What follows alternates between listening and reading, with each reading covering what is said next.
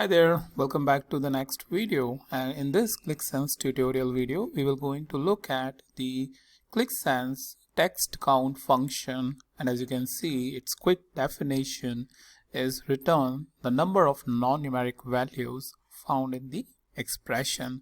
So many times we have a scenario when we need to count the non-numeric values, and in that case we will going to use the text count function. So an information about that is very helpful, and in this video we will going to look at both the script text count function and front end's text count function, or the chart text count function.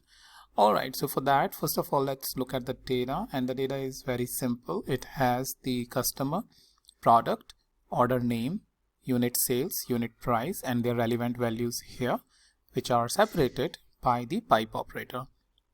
So this pipe sign is the delimiter which is mentioned over here in the end, and this is something which is dividing the data in the different columns. Okay, so what we want is, let's say we want to count the product number over here, like the product that we have. We want to count that how many products are assigned to each customer, or how many products have been bought by each customer via the different orders that they have given.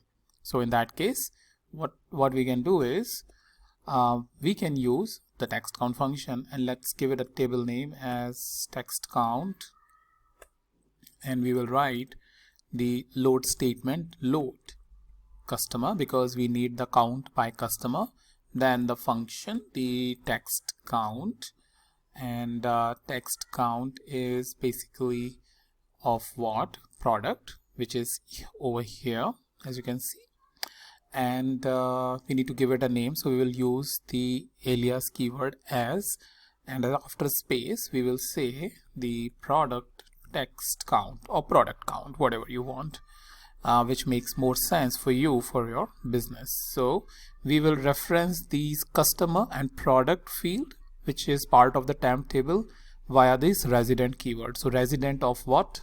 Temp, right? And then we need to group it by customer based on the dimension which is present over here. So this is the entire syntax of this expression, and what it will give us is basically the text count by customer. So let's save this and let's load the data. Let's close this and come to analysis. Over here in the table, I'll fetch over here at the dimension customer, and here in the add column we will add not measure, because it's just a part of a dimension, and that's the best part, and I'll tell you in a minute why.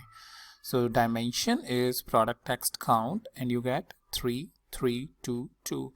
So it gives you the product count that each individual customer have in their respective order, or from respective orders, right? So over here, as you can see, product Estrada AA, again AA, then BB. So it's basically the 3 count, but and that's what we are getting it over here, as you can see, right? And before I tell you the how to get the unique one, let's see it in the front end, that how you can get it. So I'm selecting this table, and that's where my properties will be displayed here on the right hand side, and I'll add column of measure, go into the expression editor, and in the text count, because numeric count is also one of the functions which I think previously explained. So text count is what? Text count of product, right? So text count product, and over here let's click apply. Now as you can see, we have the text count, like product text count, which we calculated in the back end, and the front end is same. The only difference is you get the total because it's a measure, not the dimension. And yeah, so that's about it. Now as a part of practice, what I want you to do is, first of all, I want you to apply the distinct keyword over here.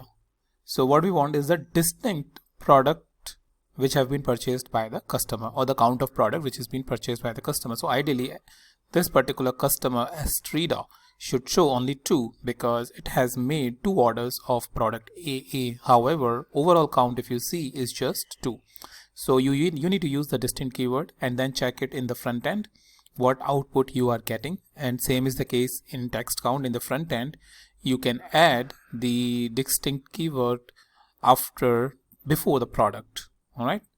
And one other exercise that you can do is basically create one more table like total text count, and this time don't take customer, but let's say you need to create a KPI where you want the overall count, and since it will be a static number, so you don't want to create it, let's say, in the front end. So simply take text count, give it a new name by a resident temp, and in that case you don't need to apply the group by because we are not adding any dimension. So create the total text count as the new field and in the new table as part of the practice, and this way you will have a good idea once you need to apply it in the front end or in your own application.